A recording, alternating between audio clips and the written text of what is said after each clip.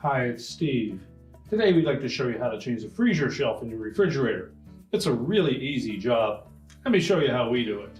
Now to do this repair, we'll begin by opening up the freezer door. We'll remove all of the items on that freezer shelf. Next, we're going to remove this retaining clip. Simply press it off of the wire and set that aside so that we can reuse it.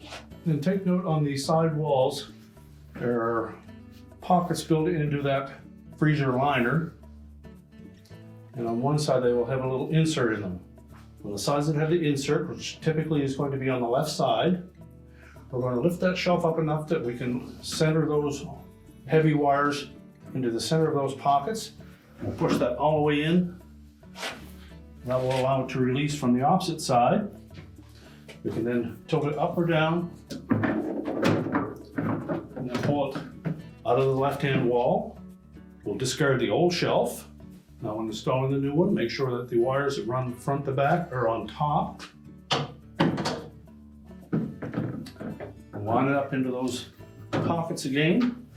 We'll make sure that we push it firmly all the way into the left.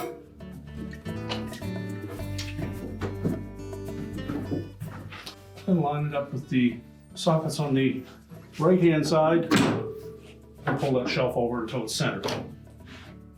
Remember to put the clip back on.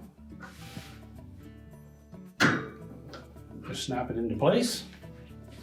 We can close the freezer door up. And your repair is complete.